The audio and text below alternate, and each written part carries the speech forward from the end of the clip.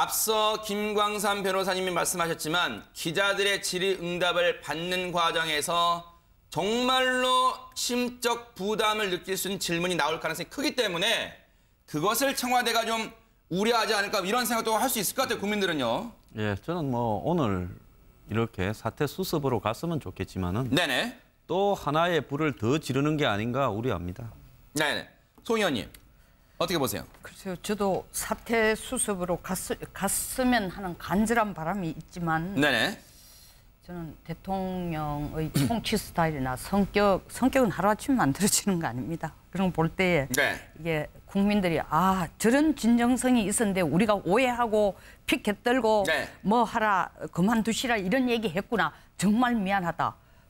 정말 두 번째 사과가 그렇게 되면 대성공이에요. 네. 국민들이 그 마음을 가지면 네. 거기에 이를까? 네. 저는 상당히 가능성이 낮다고 봅니다. 네. 손한빛 기자 지금 저 자리에 지금 우리가 춘추관 그 모습을 바로 생방송으로 보고 있습니다만은 저 춘추관 청와대 출입 기자들도 저 순간에 지금 노트북만 바라보고 있습니다만은 야 오늘 대통령이 정말 무슨 말을 할까 고민이 많을 것 같아요.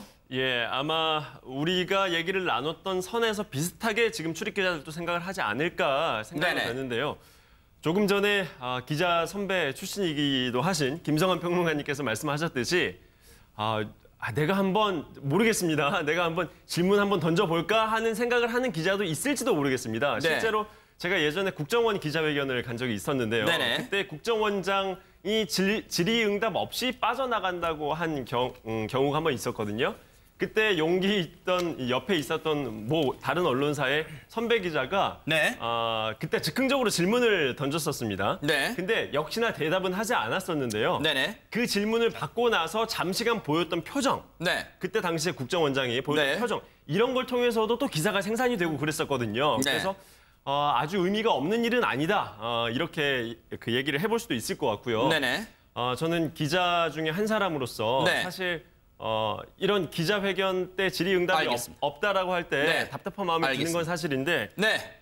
자, 이제 1분 앞으로 다가왔습니다. 박근혜 대통령의 대국민 담화 1분 앞으로 다가왔고요.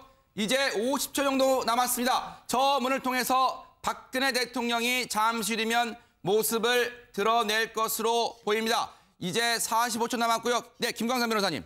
이제 담화 결과가 나와봐야 알겠지만요. 네. 정치권인에게 이런 말을 한번 해주고 싶어요. 이제는 국민을 생각할 때다. 그래서 네. 더 이상 간 보거나 계산기 두드리지 말고요. 네. 국민을 위해서 어떻게 할 것인가에 대해서 또 너무 비난만 하지 말고요. 어떤 로드맵을 꺼내서 국민의 불안을 좀 잠재시킬 수 있는 그러한 사명감을 가지고 좀 일을 해주셨으면 좋겠다. 그건 청와대도 마찬가지고 여당도 마찬가지고 야당도 마찬가지입니다. 지난달 95초 대국민 사과와 달리 지금 수석들이요. 이 대통령 기준으로 왼쪽에 서지 않고 지금 기자들 있는 곳 책상 쪽 옆으로 가서 쫙 서 있는 모습도 잠시 전에 보였었는데요. 잠시 뒤면 이제 10시 30분이 바로 됐습니다. 이제 박근혜 대통령이 모습을 드러낼 것으로 보입니다. 자, 네, 대통령이 모습을 드러냈습니다. 현장 연결해서 직접 들어보겠습니다.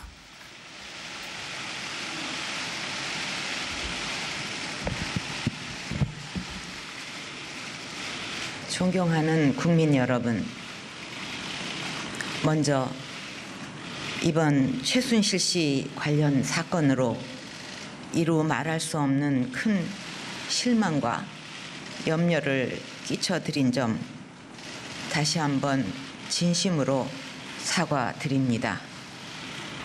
무엇보다 저를 믿고 국정을 맡겨주신 국민 여러분께 돌이키기 힘든 마음의 상처를 드려서 너무나 가슴이 아픕니다. 저와 함께 헌신적으로 뛰어주셨던 정부의 공직자들과 현장의 많은 분들, 그리고 선의의 도움을 주셨던 기업인 여러분께도 큰 실망을 드려 송구스럽게 생각합니다.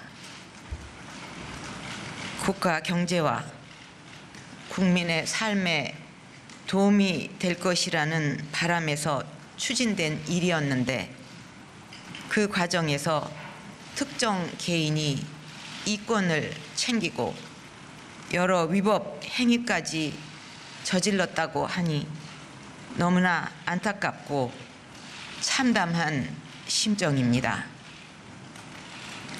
이 모든 사태는 모두 저의 잘못이고 저의 불찰로 일어난 일입니다. 저의 큰 책임을 가슴 깊이 통감하고 있습니다.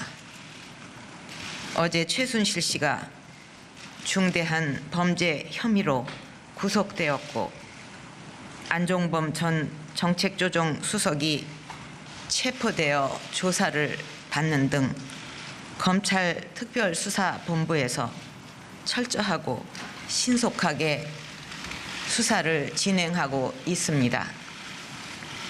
앞으로 검찰은 어떠한 것에도 구애받지 말고 명명백백하게 진실을 밝히고 이를 토대로 엄정한 사법 처리가 이루어져야 할 것입니다.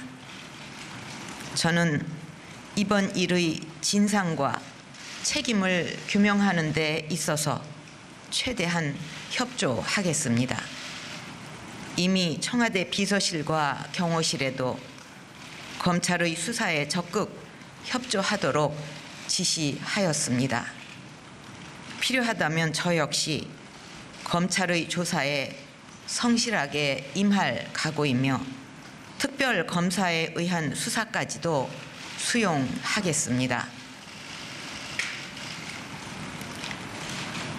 국민 여러분, 저는 청와대에 들어온 이후 혹여 불미스러운 일이 생기지는 않을까 염려하여 가족 간의 교류마저 끊고 외롭게 지내왔습니다. 홀로 살면서 챙겨야 할 여러 개인사들을 도와줄 사람조차 마땅치 않아서 오랜 인연을 갖고 있었던 최순실 씨로부터 도움을 받게 되었고 왕래하게 되었습니다. 제가 가장 힘들었던 시절에 곁을 지켜주었기 때문에 저 스스로 경계의 담장을 낮추었던 것이 사실입니다. 돌이켜보니 개인적 인연을 믿고 제대로 살피지 못한 나머지 주변 사람들에게 엄격하지 못한 결과가 되고 말았습니다. 저 스스로를 용서하기 어렵고 서글픈 마음까지 들어 밤잠을 이루기도 힘이 듭니다.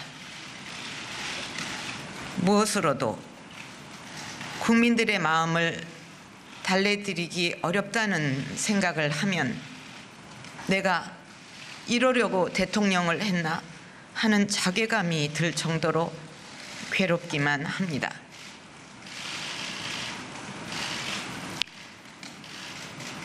국민의 마음을 아프지 않게 해드리겠다는 각오로 노력해 왔는데 이렇게 정반대의 결과를 낳게 되어 가슴이 찢어지는 느낌입니다. 심지어 제가 사이비 종교에 빠졌다거나 청와대에서 구술했다는 이야기까지 나오는데 이는 결코 사실이 아니라는 점을 분명히 말씀드립니다. 우리나라의 미래 성장 동력을 만들기 위해 정성을 기울여온 국정 과제들까지도 모두 비리로 낙인 찍히고 있는 현실도 참으로 안타깝습니다. 일부의 잘못이 있었다고 해도 대한민국의 성장 동력만큼은 꺼뜨리지 말아 주실 것을 호소드립니다. 다시 한번 저의 잘못을 솔직하게 인정하고 국민 여러분께 용서를 구합니다. 이미 마음으로는 모든 인연을 끊었지만 앞으로 사서로운 인연을 완전히 끊고 살겠습니다. 그동안의 경위에 대해 설명을 드려야 마땅합니다만 현재 검찰의 수사가 진행 중인 상황에서 구체적인 내용을 일일이 말씀드리기 어려운 점을 죄송스럽게 생각합니다. 자칫 저의 설명이 공정한 수사에 걸림돌이 되지 않을까 염려하여 오늘 모든 말씀을 드리지 못하는 것뿐이며 앞으로 기회가 될 때 밝힐 것입니다. 또한 어느 누구라도 이번 수사를 통해 잘못이 드러나면 그에 상응하는 책임을 져야 할 것이며 저 역시도 모든 책임을 질 각오가 되어 있습니다. 국민 여러분, 지금 우리 안보가 매우 큰 위기에 직면해 있고 우리 경제도 어려운 상황입니다. 국내외의 여러 현안이 산적해 있는 만큼 국정은 한시라도 중단되어서는 안 됩니다. 대통령의 임기는 유한하지만 대한민국은 영원히 계속되어야만 합니다. 더 큰 국정 혼란과 공백 상태를 막기 위해 진상 규명과 책임 추궁은 검찰에 맡기고 정부는 본연의 기능을 하루속히 회복해야만 합니다.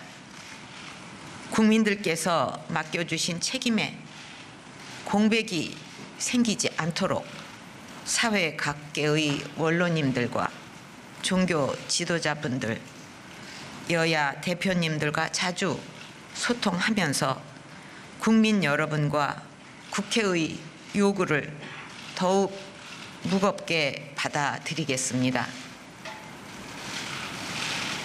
다시 한번 국민 여러분께 깊이 머리 숙여 사죄드립니다.